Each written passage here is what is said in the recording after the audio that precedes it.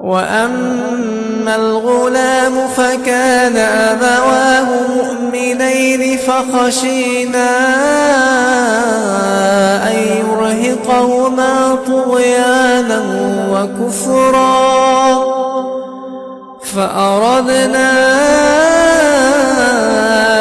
أن يبدلهما ربهما خيرا منه زكاة وأقرب رحما.